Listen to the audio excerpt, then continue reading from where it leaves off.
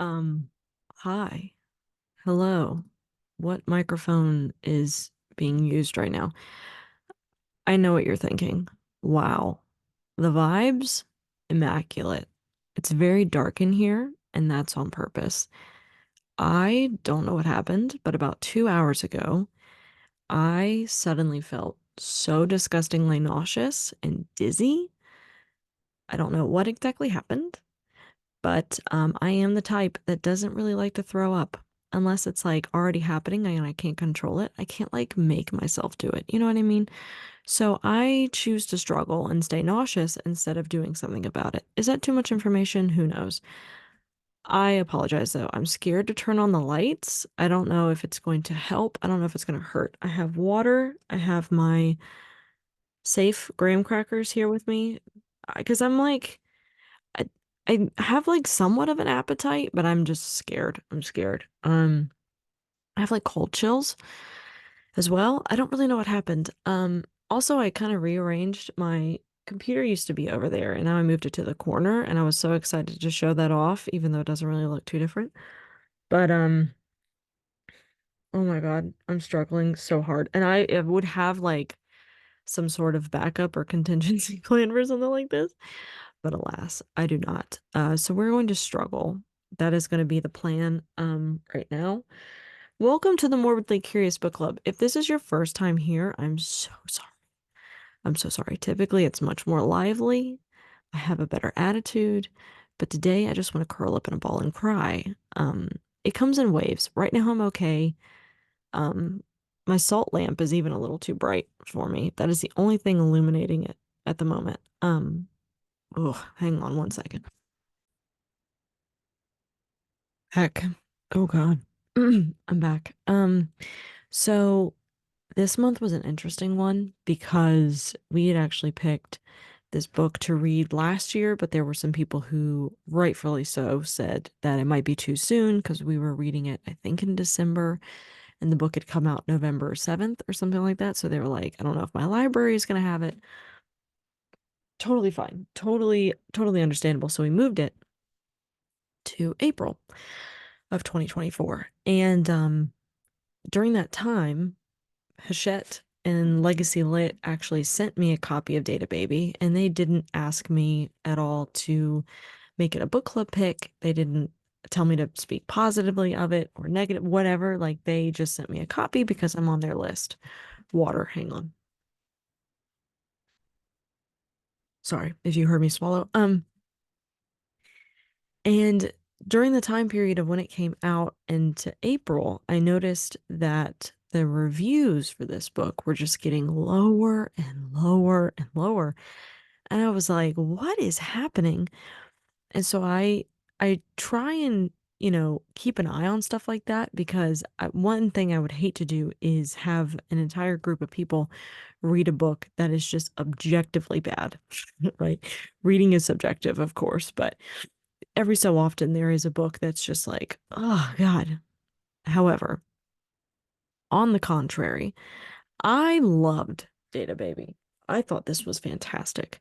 The reviews seem to stem from the idea that Susanna Breslin, the author, has this marketed as a book about psychological experiments and being raised in one. However, reading the book and listening to interviews with Susanna Breslin before I personally spoke to her, I found out that this was just a fault on a couple of different um people and places, I think, and she even says in the book that she was kind of urged to push this more as a memoir rather than a journalistic approach, which is what Susanna Breslin does best. She is a author and Forbes writer. She's like a senior writer on at Forbes. Like she does all kinds of stuff like that. And I think this would have been so much more strong had it been from the mouth of Susanna Breslin. And I'm not saying that it isn't. I am just saying that I think this is, in fact, marketed slightly incorrectly. I will get more into my review during the actual book club meeting. But It is interesting that I think this is the lowest rated book that we have all collectively read, for those that did read it, on Goodreads at least, and it is currently sitting at the bottom of our reviews, or for the books that we've read on our book club's site. You can go in and review the books. You can give it a rating out of 10, and you can see what we have rated. And the bottom was actually the very first book that we ever read together, which was The Six Women of Salem, about the Salem witch trials. That meeting, I think, had a total of 3 people in it, which is fascinating. I actually don't suspect many people to come to this meeting either. It seems like people really didn't like this book, but some people really did, which is, I think, great. I'm personally one of those people. I thought this was really fascinating, and I can get into my review later on. But it is currently sitting at an average rating of 5.06, and the Six Women of Salem is 5.86 or something like that. So it's interesting. I find that fascinating. I think we have read some books before that just are maybe not written so well, maybe a little bit too dry for some people. But this one I am interested in to hear what some people have to say because, man, personally, I really enjoyed it. I thought she did a great job with it. Also, speaking of Susanna Breslin, I did speak to her and record our podcast episode. I have not had the proper chance to edit it. It's pretty much done. There's just a couple pieces here and there that I need to edit more extensively. I will get it up by the end of the month, maybe even tonight or tomorrow if I'm feeling up to it. I feel so bad. This came out of nowhere.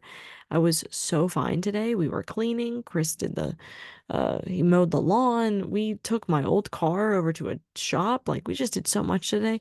The sun was finally out, and suddenly I'm hit with like this weird feverish, like, ugh, gross feeling out of nowhere.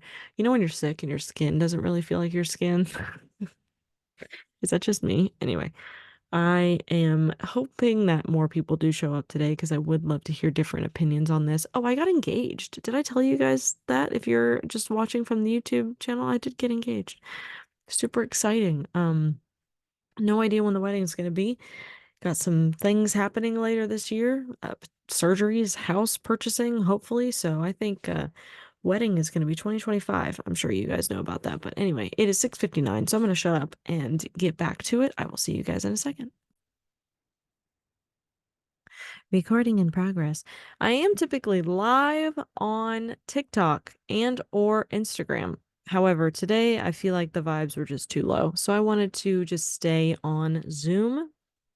This will end up on the YouTube page for those of you who couldn't make the discussion.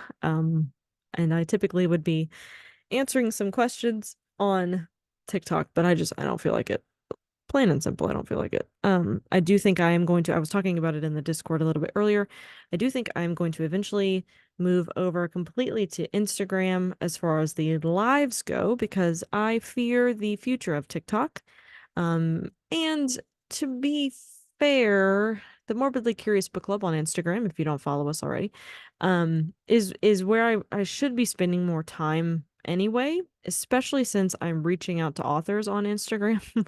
I want it to look flashy and good, you know. Speaking of reaching out to authors, I did have a wonderful conversation with Susanna Breslin about her book, our April book Data Baby. Absolute wonderful conversation, and I cannot wait for you guys to hear it, because it was really great. It put a lot of things into perspective, and I got to pick her brain about a couple things specifically from the book and her thoughts on it post publish. And I think you guys would really appreciate it as well. I am still editing it. I'm pretty much done. I do send it out to a couple of people in the book club prior to release just to get some extra eardrums on it, if you will. So I will be doing that. I'll be reaching out. Let me know if you would like to listen to it first and give me your thoughts. I appreciate it. Let's see what else. Where's my housekeeping page? Of course, as always, cats may be screaming. They're fine. They just want in my office. However, there's a lot of paper and expensive, morbid things in here that you cannot see at the moment, but they are in here. The cats are not allowed in at this time. I need to focus. I like to focus on book club. Christopher, I don't think he's going to be screaming or anything tonight.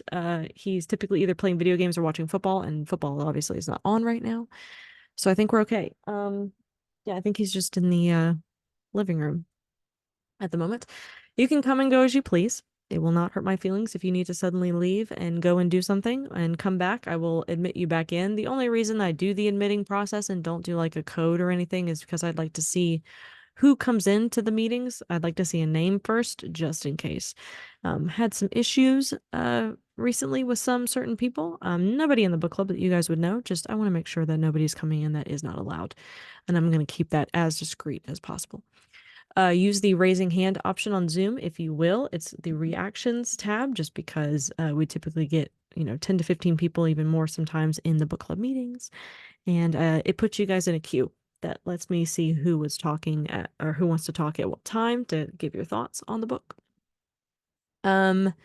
Speak your truth, but let's stay on topic. I think we'll be okay with that. But if you start going off the rails a little bit, I might try and put you back on those rails just so we can get the conversation going, keep it going.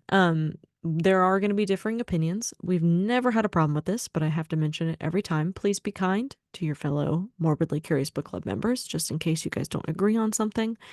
It's going to happen at some point. But again, we haven't had that problem. Typically, we speak for about an hour about the book, and then because the books can be very morbid, whether we are talking about death or something very heavy hitting, we have a nice little palate cleanser afterwards where we talk about everything else going on in the world. Apparently, there's this thing out called baby reindeer right now that I'm sure a lot of people have a lot of things to talk about. I don't know what the hell that is. I am so out of the loop, but I would love to hear your thoughts on it so we can save that for the palate cleanser. But we're going to keep the palate cleanser pretty short tonight since I would like to be face down in a pillow. But I love you guys. I want to see your faces. So we'll do that at around 8 p.m. Eastern time. Of course, there are ways to find us. Like I mentioned, the Instagram. There is a Discord. If you guys are not on the Discord, please let me know. It is private. Palate cleanser for one. It is private, again, just to keep it safe and sound. I've had some issues before with intruders on the Discord that do not belong in previous Discords that I've had, so we just like to keep it safe and sound. If you would like the link, let me know. I could put it in the chat here, or you can send me a DM wherever. I will probably see it. Of course, on the podcast, every month I talk to the authors about their book and dive a little bit deeper into their book. And it's been a great experience. I'm actually pretty shocked. At this point, we are now 4 for 4 in authors that actually want to talk to little old me. And we are actually good all the way until about August. I've got everybody lined up until then, which is just nuts. I don't mean to down myself with that. I don't mean to like downplay what I do here. I think I run a pretty well-oiled machine, but the fact that authors actually want to talk to me is super cool, to say the least. So, Susanna Breslin's episode will be out very soon. And if you guys did see, I do have, let's see, let me turn my phone on Do Not Disturb because that will distract me. I do have updates every so often if it warrants one. So our January book was Dark Archives with the incredible Megan Rosenblum, and there was actually an update recently from Harvard Library in pretty much destroying one of their books found in human skin. So I did like an updated episode. I spoke to Megan on Instagram and got to read a statement from her, which is cool. So be on the lookout for that. Subscribe, follow, whatever on the podcast platforms, and do let me know. Somebody on the Discord said that the Morbidly Curious Book Club podcast was not on the platform that they listened to. And I can't remember who said that or what platform it was, but if it isn't, let me know and I will try and get it up on whatever you guys listen to. It's on the major ones, of course. But let me know, because there are some that I've heard that people use that I didn't know existed, but I would love to have it on there for you. Okay, want to try it? Agua, sorry if you can hear me swallowing. I don't mean to make this as ASMR-y as I am. Okay. I think that's it. Also, leave a review on the podcast platforms if you don't mind. Data Baby. Let's discuss Data Baby. So I did this. So I do an introduction because the second I start the Zoom call, it automatically starts recording. So I just started doing like fun little introductions where I'm just talking to myself, pretty much just for the YouTube page. In the beginning, I talked about this already, so I'm sorry this is repetitive. But so we actually chose this book I think maybe I did, chose this book last year. It came out, I think, November 7th, 2023. And we had it slotted for December, but some people, rightfully so, said, hey, I don't know if I'm going to have enough time to actually get to that because it comes out so soon. My library might not have it. And I was like, totally understand. Let's move it. I think I moved it a couple times and it landed in April 2024. In that time, from November to April, I saw these Goodreads reviews just absolutely fucking tanking. And I was like, oh no, what is happening? This is not good. I don't want to pick a book where people hate it. We have had books in the past that are, books are subjective. Okay. I don't think we've had an objectively bad book in the book club, right? Because every book that we've had a mix bag, right? Where people are either loving it or hating it. Some books may be too dry. Some books might not have enough references. Totally understand. But some people at least got something out of them. But Data Baby, I think, is sitting at a 2.8 something on Goodreads right now, which if you are on Goodreads, that is low. That is so low, and I feel so bad. I'm like, why? And I didn't. So Legacy Lit, I do need to give a disclaimer. The publisher Legacy Lit is an imprint of Hachette books. We love Hachette. We stand Hachette. Legacy Lit did send me Data Baby last year. I think either in November, December. Of course, I have to give the disclaimer, and I said this earlier, and I said this on the podcast. Just because the publisher sent this to me does not mean that I had to pick it for a book club book. It does not mean that I had to talk positively about it. They just were very gracious to send me their books. I am on their mailing list, so I get shit all the time from them, and I'm forever grateful, but that does not mean I am biased or swayed. Um, However, doing a little research on why people did not like this book, I get it. I loved this. I thought this was great, personally. I understand where Susanna was coming from, and I think talking to her, of course, was going to sway my opinion to like the book even more, but just hearing it from her made things just make a lot more sense, personally. She even mentions in the book, for those of you that did finish it, that she wasn't asked to have a journalistic approach to this book, which I think is what people are wanting, right? Because the byline is literally my life in a psychological experiment. And at first you're like, oh my God, what does that mean? Right.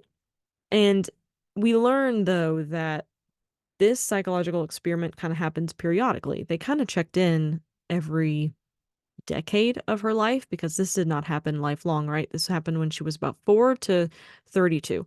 That's when they wanted the psychological experiment to happen. And I think off the bat, people were thinking that it was something else. It was going to be like some 11 from Stranger Things shit, which she does bring up in the podcast episode, which I thought was great. And I thanked her. I was like, I'm so glad you said that because we were all thinking it, right? But I'm glad you said it first. So, I think that's what people were wanting. And then they discover Susanna's life, and it's more of a memoir. And she goes on the podcast, our podcast, to talk about how that is just heavy in the market right now, especially after like Jeanette McCurdy's book and, all these other celebrities who are writing these tell-alls, right? And so I think that that's what the publisher was wanting. I don't think it's at fault of the publisher. I don't think it's at fault of anybody. I think the biggest thing too was Susanna Breslin, which you will hear in the podcast, did say she wasn't really pulled in a certain way to write this book. And it might have been a little bit premature, possibly, depending on how you look at it. But I also will say it is the lowest. So if you go to the book club's website, you can leave a rating out of 10 and even write a review, which are so fun. If you guys ever have the time to do that, you can check and see what other people have written about our book club picks, which I really, really love. It is the lowest rated book in the book club right now. Before this was actually the very first book that we ever read, which was The Six Women of Salem. And I think for that first meeting, we had like 4 people. Water break. I really hope the audio is not bad. I'm pretty close to the microphone. Um, the lowest rated book, it was sitting at a 5.86 on our book club's website, and that was The Six Women of Salem, about the Salem witch trials. I never even finished that book, but Data Baby right now is at a 5.06, which is remarkable to me. I love that. I'm blabbering. Let me open up the floor. I gave this a 4 out of 5, or I think maybe a 7 out of 10 on the book club site. I never rate out of 10. But I pick something along those lines. I've only given a few 10s out, but actually looking at the ratings, our highest rated book is actually a Black Angels, which I thought was fascinating. Followed by From Here to Eternity, and then of course All the Living and the Dead. Anyway, um, I like this a lot though. I thought it was fascinating to hear about this experiment and see what they were trying to accomplish, because ultimately they were just trying to see if there were things that you could predetermine in some behaviors of a child in their adult life to see kind of how their life would turn out. And we kind of get Susanna's life and how it turned out hectic, if you will. And I thought it worked for me, but I guess I understand if it didn't for you. So I would love to hear it. Alex, please take it away and shut me up. Hello, hello. Hi, dear. I'll try to make this quick. I know sometimes nauseous people's voices make me want to throw up more. So, No, you're um, good. You're good. I I liked the book. I went into it. I didn't read any of the reviews. I didn't look it up. I don't even think I read the synopsis. Oh yeah. You said to read it, so I read it. And Like I a good cult follower should. exactly. So I enjoyed it. But the title was a little bit misleading. I was expecting this lifelong experiment where like they just kind of like checked in on her. They pulled her out of school, once in a while, whatever. But like she had a very interesting life and she went through a lot of stuff and she had a lot of lows. And I felt so bad for her throughout the book. A lot of the stuff that she dealt with, especially with her mom, that stuff broke my heart for her. Um, so I liked that she put in the book that, she wanted to take a journalistic approach to it, but that the publishers wanted a memoir. So yeah, like I feel like I wanted more of like what this experiment was, but then at the end of the book, it was kind of like the results were kind of like inconclusive. Like Mhm. they really like she was trying to like the last what 50 pages maybe, she like went more into her research and what she was trying to accomplish and stuff like that, and basically found out nothing. Yeah. So like that was kind of disappointing. Um, she lived where I live. She mentioned like a road that she was taking, like I drive that every single day. So I'm super curious if she said where she lived in In Southwest Florida? Florida. Yeah. Southwest Florida. I don't know if she said like when you guys were like interviewing exactly where. Um, No, I so don't like think she mentioned anything. We talked about LA because that's where she obviously a lot of her stomping grounds were, and she was mhm. obviously familiar with the places that I lived in LA, and we were talking about Burbank a lot. Not in recording, but no, I don't remember if she mentioned anything in the book either. But yeah, she bounced all over the place too. That's so interesting. She spent a lot of time in Southwest Florida from what I remember in the book, but and she was like kind of like ragging on Florida. Like every time she was like, God, I can't wait to get out of Florida. I can't wait to get out of Florida, basically. And I'm like, okay, like we're not all old people playing pickleball, but she was going through a rough time. So like I understand, I forgive her for that. Um, so Yeah. like it was kind of cool to like be reading like that she like lived here, Hmm. like very close to me. What else was I gonna say? She also kept like talking about how Florida is the place where people go to die. Yeah, basically, I'm like, Go here to okay. meet God, and I was like, good Lord, all right. We're not all that awful, okay? So, like, but I totally understand because I mean, that is what it is here. The snowbirds too. I was dying laughing when she said that in the book because from like October to like right around this time of year, you can't leave. Like the traffic is so bad, and like Floridians were like, "It's freaking snowbirds. Go back to where you came from." So Yeah. like that was kind of funny. Um, but I forgot what I was gonna say. Darn it, I forget. But yeah, I enjoyed the book and I did wish that there was a little bit more. Oh, that's what I was gonna say. It was like I felt like it was like personal. Like she almost like she felt like she needed to tell this story, right? And so like you said, she kind of felt like maybe it was like premature when she wrote it. So I understand like when you're going through stuff in your life, like you want answers, right? Like, why did I turn out this way? Is it the choices I made? Was I basically this experiment was trying to figure out if you can figure out who people are going to be when they grow up based off personalities, whatever. So I totally understand like questioning like what went wrong in my life. Was it me or like is this what was destined to happen to me?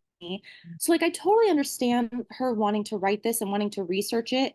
I wish she had a little bit more freedom to like write it how she wanted to, but in Totally. the end, like it was her story to tell, and I'm really glad that she put it out there. So Yeah. I think some people are going to really connect with it and really like resonate with a lot of stuff she went through.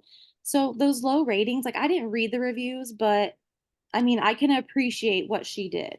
Hmm. So, Totally.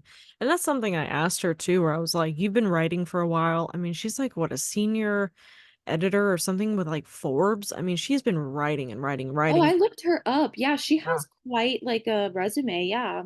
She's super cool. And she's obviously in like adult entertainment and whatnot and writes predominantly about that. And one of the first questions I asked her was like, how does it feel to have like this essentially open vein book out in the world, right? Where you're just exposing so much of your own life. And she was like, is that your indirect way of asking why my Goodreads reviews are so shitty? And I was like, no, but since you brought it up, we do want to talk about that. So yeah, she was super cool. Rough life though, absolutely. And what are the odds of moving to New Orleans right before Hurricane Katrina? Like, Oh, that was another thing that I damn. resonated so much with reading. Like, obviously, I remember when that hurricane hit, like, because Right. it went right by Florida, but then she was here, like, she got out of town right before Ian hit. Ian devastated my city. Mm. Like, I went to my parents' house because we evacuated where I live. We were supposed to get like 11 feet of storm surge.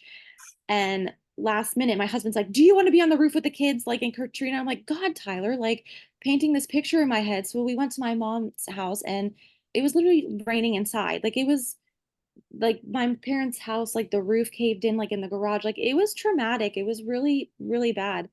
And like our beaches are still closed. Mm. Like, so for her to be here and like she left right, she was like, okay, this is my excuse to get out of here, right? Like, bad relationship, her marriage was in shambles. Like, she's like, I want to get here. This hurricane's coming, gone. Mm.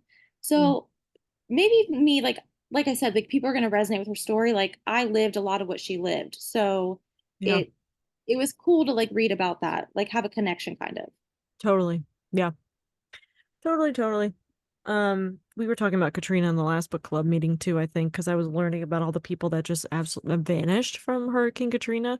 We were talking about that last time. Angela, welcome back. Hi. Welcome Hi. to some more book club. Yeah, I'm enjoying it actually. It's kind Thank of you. chill. I like it. You good? Um, I am one of the reasons why she has a bad rating on Goodreads. Totally fine. Tell us all. I I did not love it. I think partly because I had a preconceived notion of what it was going to be, and I was expecting it to be journalistic. I was expecting to hear a lot about, even if her results were missing, I was expecting, like, I don't know, maybe she'll pull somebody else's results. And, maybe she'll hook up with somebody else and kind of get their data since hers was missing. And I did not get that. And I I feel like a jerk for saying this, but I didn't. I didn't exactly empathize with her as much as I needed to.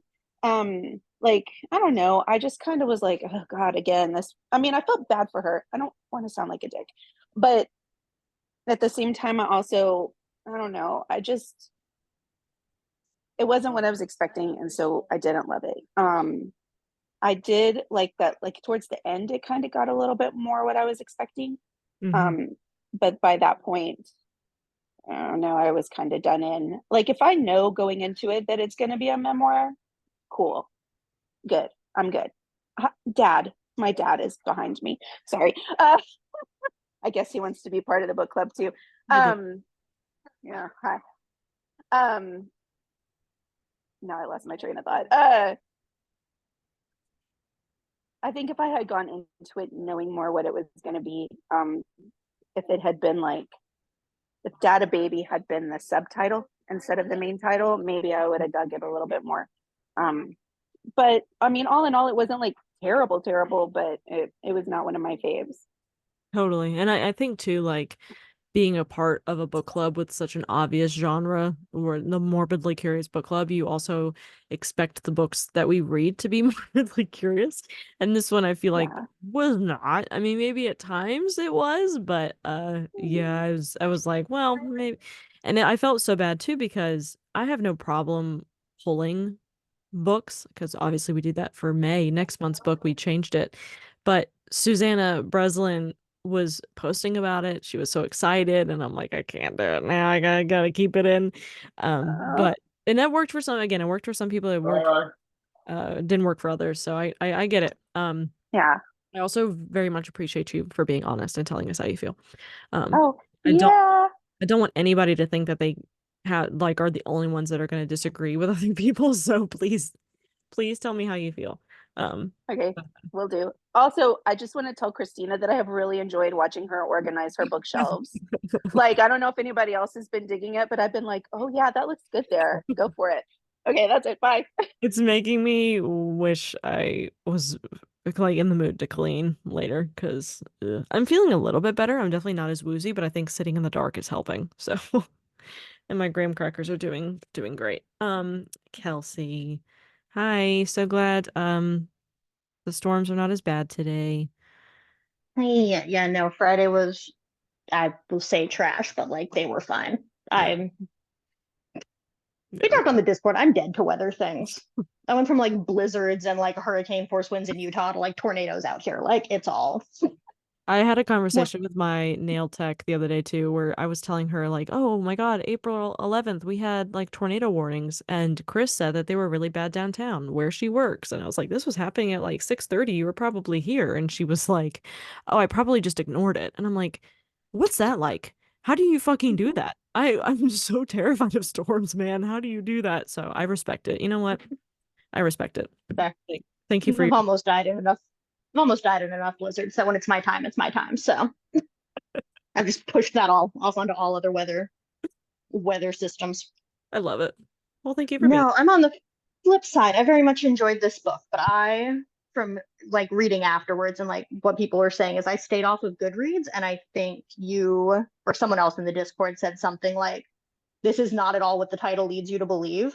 Mhm. And so like I went in not really like expecting anything.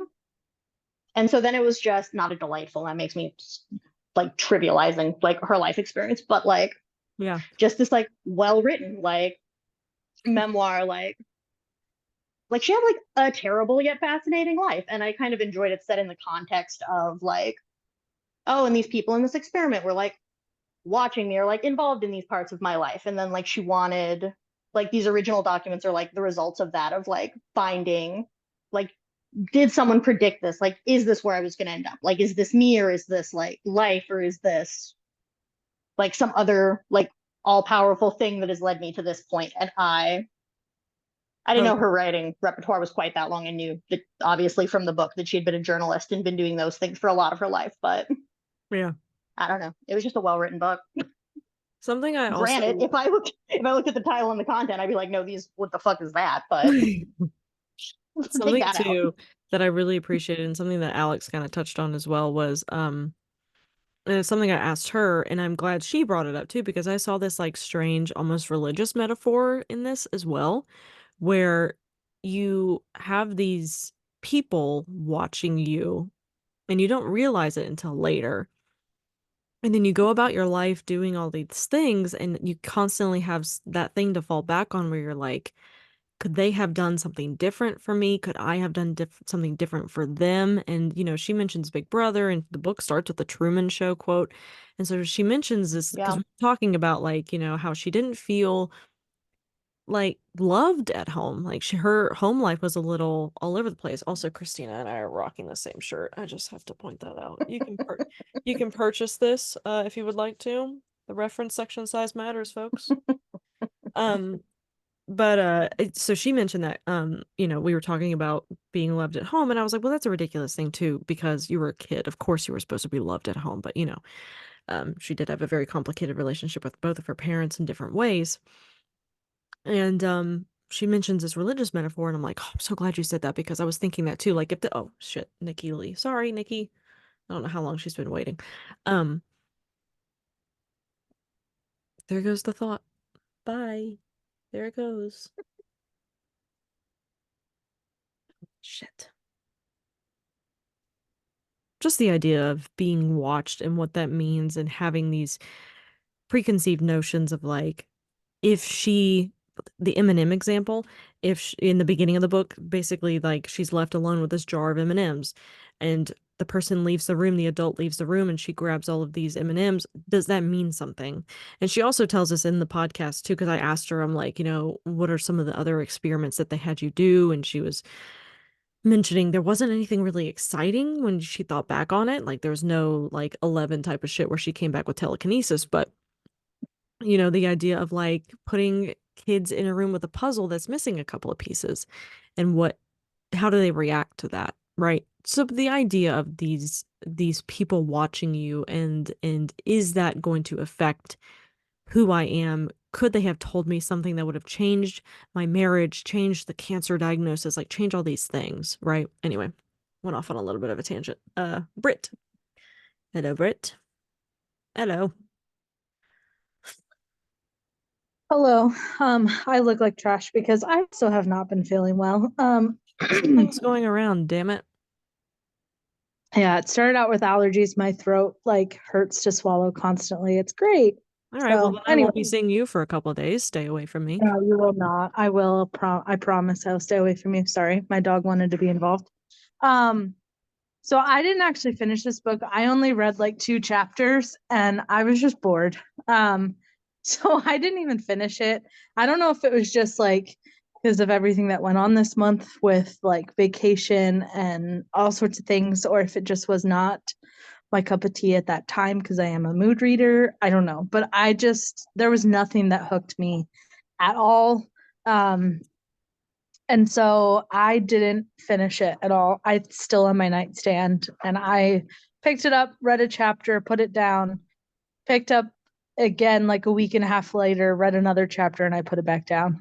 And so I don't know if I was expecting, I mean, I saw from the Discord to not expect like a journalistic thing, but I don't know. I think I just expected like a psychological experiment to be more nefarious, I guess. Yeah. More daunting, and it definitely was not that. And I was like, okay, so because in my head the M&M thing, I was like, I mean, I would have eaten all the M&Ms no problem, like as a kid. And so I don't know, I did not finish the book, and I probably will not pick it up again, to be honest. So Yeah, that's definitely, I agree on that front, where I think when you hear my life in a psychological experiment, you immediately too have these preconceived notions of like, okay, this is what that means. It's probably going to be bad.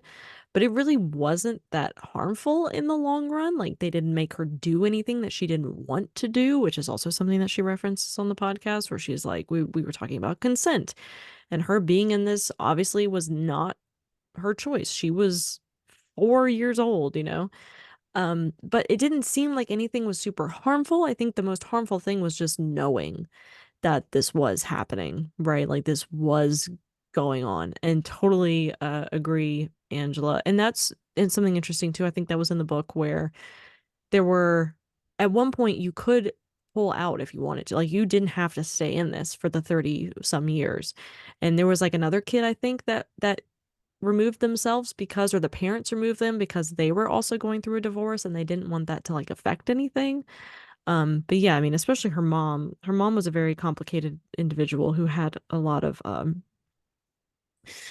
problems, I guess is the best way you could appropriately say that. And it's interesting how the story kind of changes, and that was something I really wanted to ask her, was like, obviously you can't do this now because your parents are deceased, but do you ever think you got the full story on how you ended up in this experiment? And she was like, no, and I probably never will, which was just really sad to me. Alex.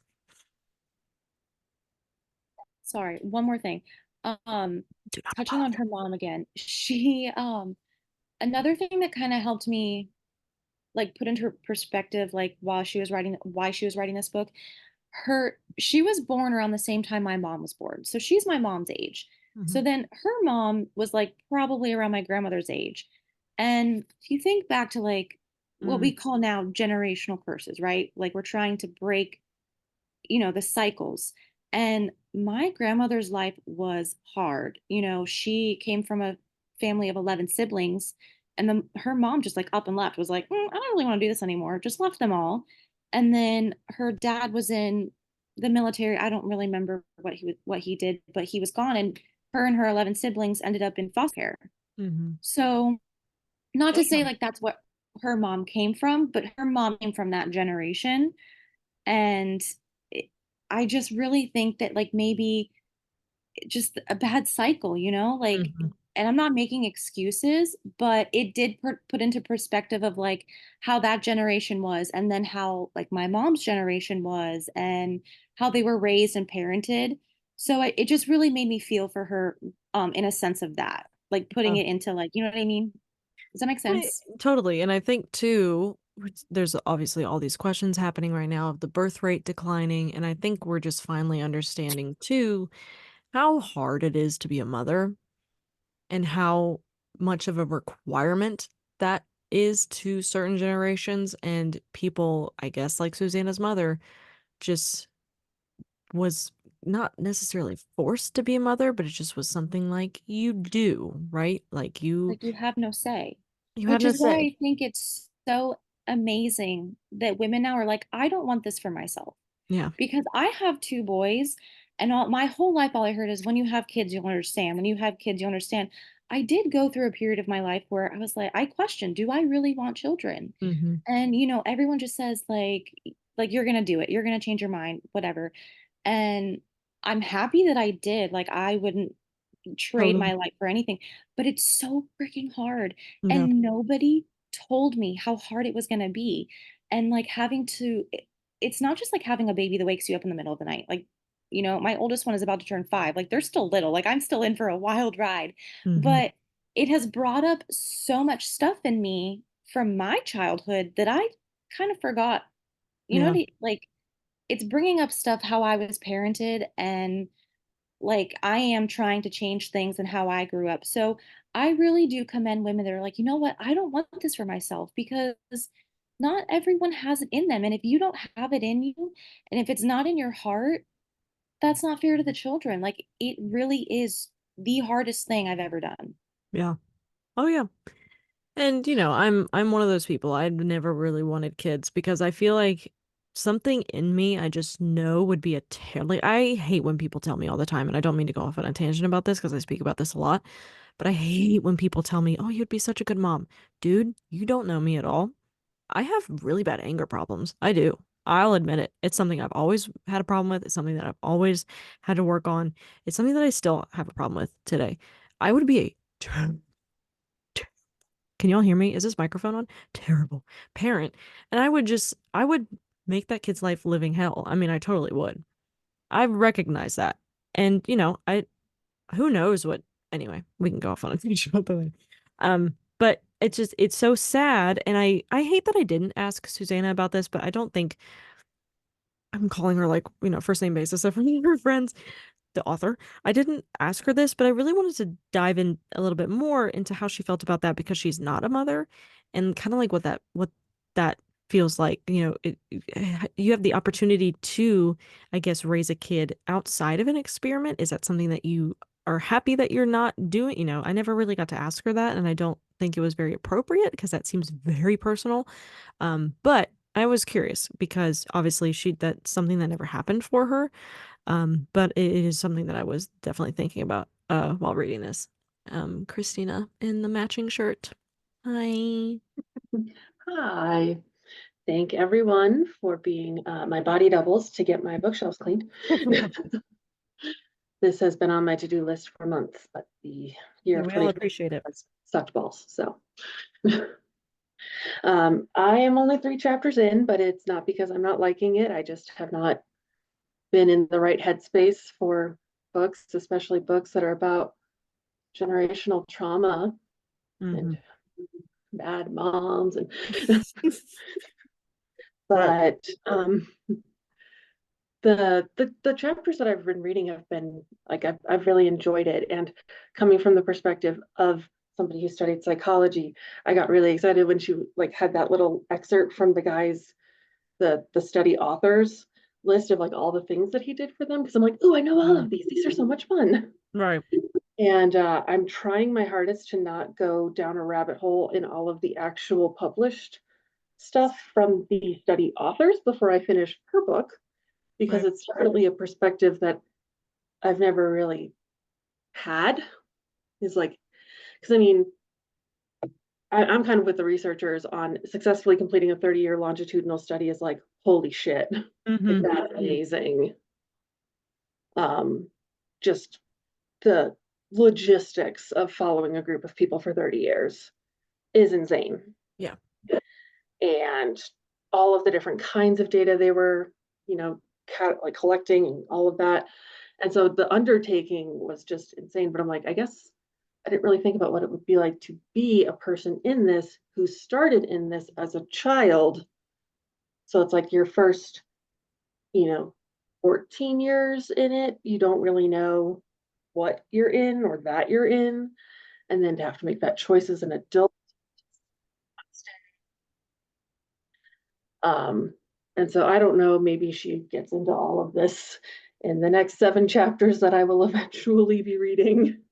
Yeah. It's an interesting perspective that I definitely know we did not talk about in the psych classes that I was taking, and maybe that's changed in the 10 years it's been since I got the degrees that I still don't believe has been 10 years.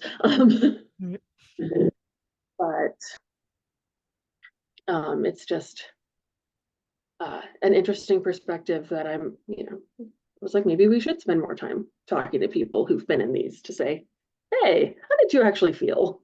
Mm-hmm.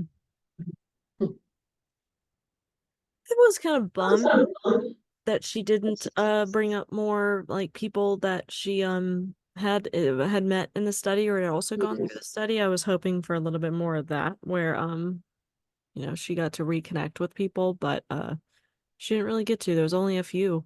But I guess that'd be kind of hard. And I did love that too. Her final message, talking about pretty much all kids are being raised by tech right now, which is fascinating.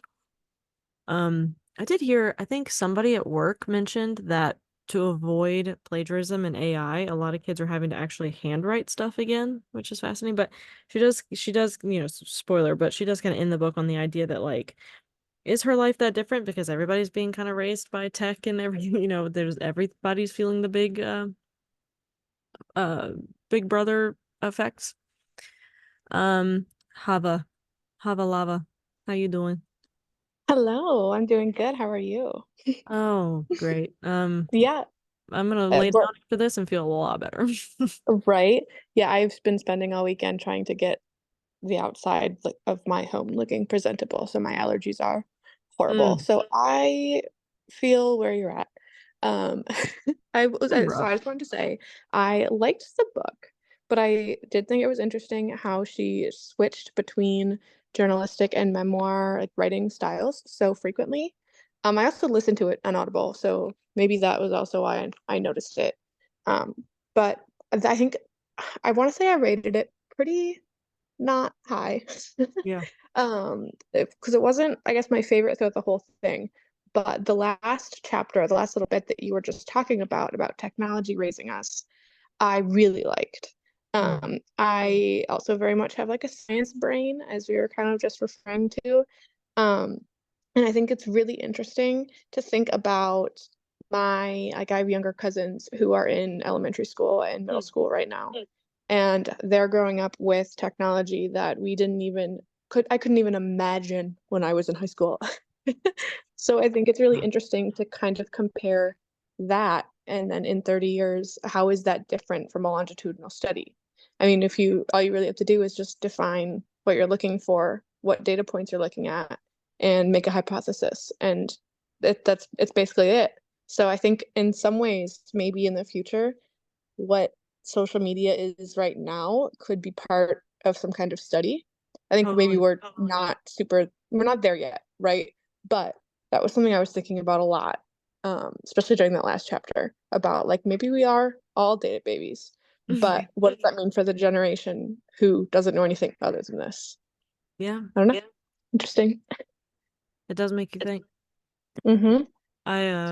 When I was in middle school forever ago, I was in band. I love I love this because my sister is 5 years younger than me, and I did band, and we basically just had these printout papers that's we were supposed to be logging our practice hours, and Same. of course, we would do it on the car ride there, like, yeah, I practiced for 15 minutes this day and 15 minutes this day, and you get really good at forging your parents' signature. And they caught on to that because specifically there was a parent named Brian, but the kid kept writing brain in the signature. So they eventually had the kids download this program. And by the time I finished middle school and was in high school, my sister was going into middle school. She had to play her flute uh, in front of a computer that would detect the notes and it would record her practicing and would basically line up the notes and make sure the notes were correct. And if she didn't do the correct notes, she had to do it again. So it's so funny how we go from just like, yeah, writing things on paper. I totally did this, and to literally a program that has this intelligence backing it up of literally detecting your notes. And still to this day, she's like pissed about it. She's like, that was so stupid. You got to write on a piece of paper and I had to deal with this computer. That's so funny that you bring that up. I was just talking to one of my cousins who's going through driver's ed, and I had a paper thing that we had to, turn in, and now they have an app that tracks their speed, that tracks where they are GPS, if they're following the rules, if they're going through stoplights correctly, all of that. And I was blown away. I like couldn't I that's just too much for me. I can't imagine. When I was in driver's ed, they were still teaching us about like ABS, like braking. Yes. And now and now cars are like, bitch, they all come with it. You're fine. You don't need to pump your brakes. Yeah, I know. And also my sister too, there's two Christinas in this, so Christina says, whatever happened to knowing kids are practicing by how much they suck. My sister my sister would always say, like, yeah, I had the program. We could tell you guys didn't practice because your band concerts were fucking terrible. And I'm like, thank you. I disagree, but whatever. Shannon. Hi, Shannon. Hello. This is my first time talking on here. I've Welcome. joined the last two, but just kind of played the little fly on the wall. Um I too feel like a little, just to talk about school really quick before I give my opinion on the book. I too feel like I was in a psychological study because I am a elder millennial who was in the gifted and talented program. So I don't know if any of you know what the gifted and talented program was in school. But I also feel like that has created me to be the anxious ADHD perfectionist that I am, from being in that. So, Totally. but anyway, with the book, not from a morbidly curious standpoint, but I do have to say that I enjoyed the book. I enjoyed her story because I felt like it was very relatable in certain aspects of my life, and me even being 40, that I still feel like I'm searching to find out who I really am in life and what I am supposed to be doing um, on this earth. So it was relatable, I guess, to really connect with some of the problems that I feel that she still struggles with on knowing who she is. And so it was just it was a good read for me. Um Second to that, I did also enjoy looking up all of the different tests that are on a few pages in the beginning of the book, all the psychological tests that I've been Googling. That's a lot. That's very interesting.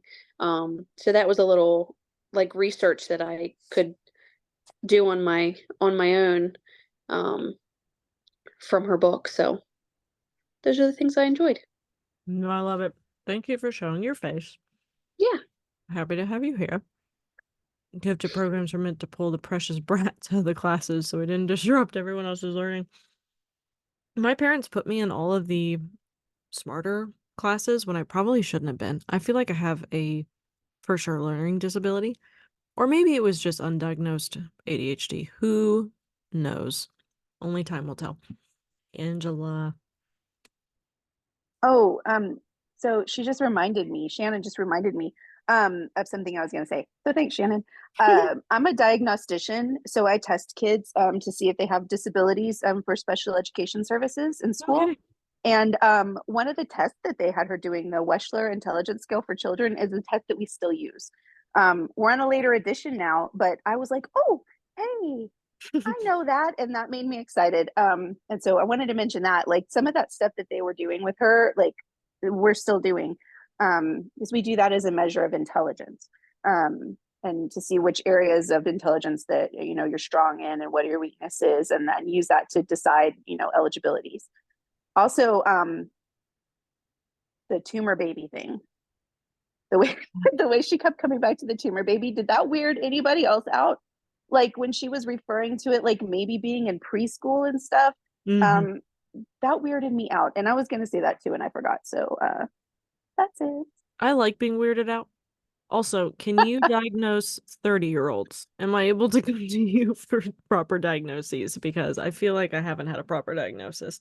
Yeah, I was creeped out by that, but it just goes back to like, fuck, why didn't I ask her about that? Because I should have brought up the tumor baby thing when it came to, having not having children, because it did seem like as a way of coping. Like I was growing this thing, and it wasn't a child obviously, but like I grew it, and so to have this like weird emotional attachment to it, and to think like by now it would be 4 years old, it would be 5 years old, like that to me was really really fascinating and so sad, because it just felt like a way of oddly coping with that type of trauma, but definitely strange. Yeah. Lowercase Brit. I have uppercase Brit and lowercase Brit and two Christinas. I love that. Hello. Welcome.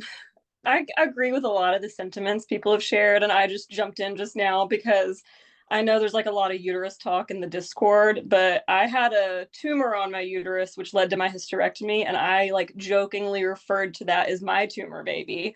No kidding. So yeah, so I thought that, I mean, I related to it in like a dark way. But I never was like, oh, it would be 4 years old now. It was just kind of because it grew and got bigger, and it like kind of made me look like I was very early in pregnancy as it like extended Wow. my uterus. But anyway, other than that, um, I I usually really like memoirs, and this just didn't quite hit the same way for me.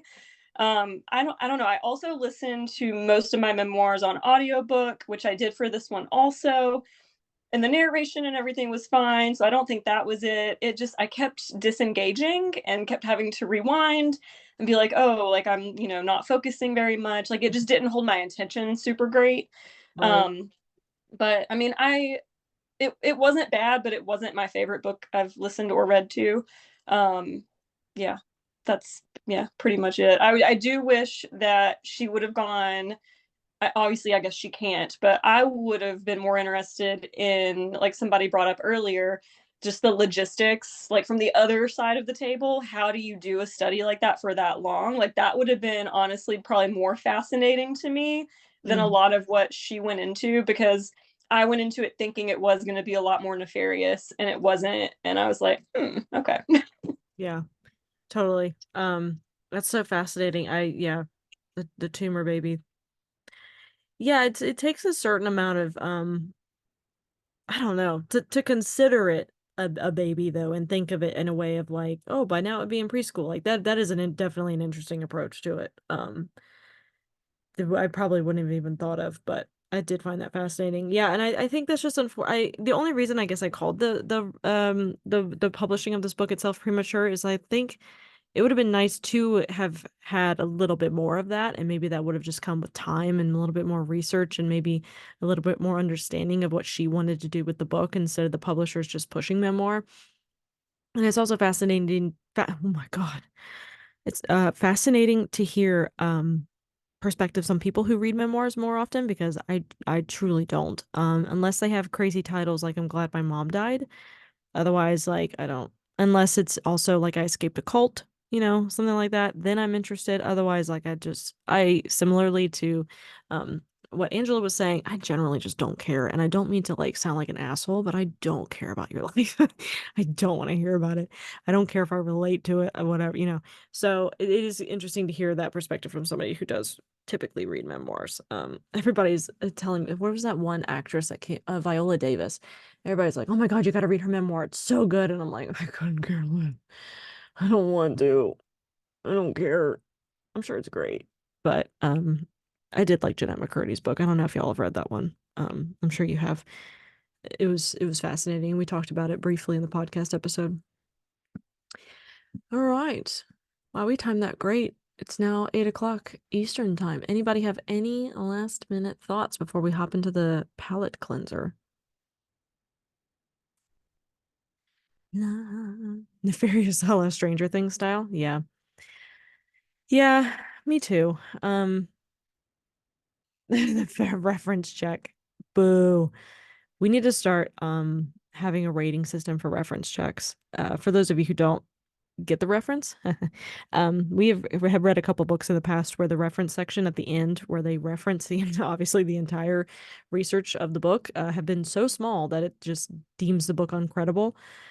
So that's why we created the shirts that says reference section size matters, which you can purchase. And so that's just a running joke. Oh my goodness. All right. I'm going to stop the recording. I appreciate, for those watching on the YouTube, I appreciate you watching the NPR version of book club this month.